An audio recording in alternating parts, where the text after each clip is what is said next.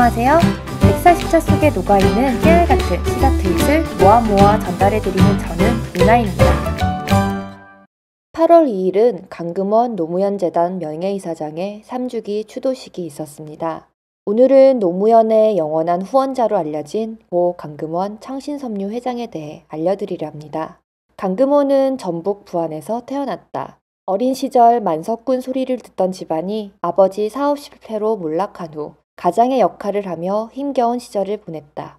1975년 서울에서 창신섬유를 설립하고 1980년에 회사를 부산으로 옮기고 성공을 거둔다. 그런데도 그는 부산에서 사업을 확장하는데 많은 어려움을 겪었다. 호남 출신이었기 때문이다. 노무현과 인연을 맺은 것은 1998년이다. 당시 서울 종로에서는 국회의원 보궐선거가 있었고 강금원은 노무현 후보에게 전화한 후 계좌로 후원금을 보냈다. 2년 후 노무현이 부산 북강서을에 출마했는데 이때 두 사람이 처음 만났다고 한다. 민주당으로서는 정치적 불모지인 부산에서 노무현은 거듭 낙선하면서도 출마했는데 강금원은 지역주의에 도전하는 노무현의 모습에 크게 감동했고 이후 아낌없는 후원을 했다. 자금도 정치적 배경도 없던 노무현을 대통령으로 만든 사람은 물론 국민이었지만 만약 강금원이란 사람이 없었다면 그것은 결코 가능한 일이 아니었다. 노무현 대통령은 강금원이란 사람이란 글에서 이렇게 고백했다. 나는 2000년 부산 선거에서 떨어졌고 2002년 대통령 후보가 되었을 때는 운영하던 생수회사 장수천 빚 때문에 파산 직전에 가 있었다. 강 회장의 도움이 아니었다면 나는 대통령이 아니라 파산자가 되었을 것이다.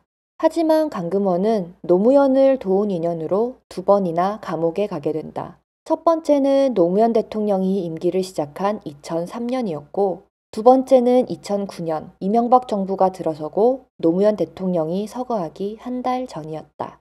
첫 번째는 검찰개혁을 요구하는 대통령과 이를 반대하는 검찰의 갈등 속에서 강금원 회장이 희생양이 되었다고 볼 수 있다. 두 번째 구속도 정치보복에 가까웠는데 안타까운 것은 당시 강금원 회장이 심각한 뇌종양 환자여서 수술과 치료가 당장 필요한 상태였다는 것이다. 병보석을 신청했으나 받아들여지지 않았다. 노무현 대통령은 당시 심정을 이렇게 표현했다.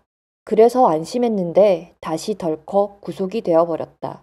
서로도 먼지가 나지 않게 사업을 한다는 것이 말처럼 쉬운 일은 아닌 모양이다. 어떻든 강 회장은 모진놈 옆에 있다가 벼락을 맞은 것이다. 이것이 두 번째다. 미안한 마음 이루 말할 수가 없다.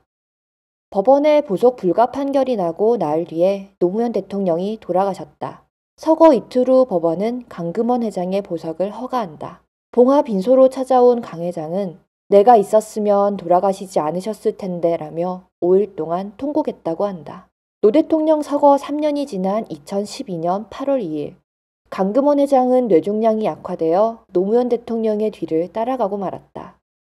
바보 강금원의 이야기가 더 궁금하신 분들은 노무현 재단에서 퍼낸 책 강금원이란 사람을 읽어보시기 바랍니다. 강금원 회장이 돌아가신 후 한 일간지에는 강금원 회장을 기억하는 지인들이 전면 광고를 냈는데요. 그 글을 소개하면서 마치도록 하겠습니다. 한 사나이가 있었습니다. 신의가 무엇인지 아는 사나이가 있었습니다. 정의가 무엇인지 아는 사나이가 있었습니다. 신의가 버려져 길바닥에 나뒹굴고 정의가 쓰레기통 속에 처박혀도 묵묵히 이를 지켜온 사나이가 있었습니다.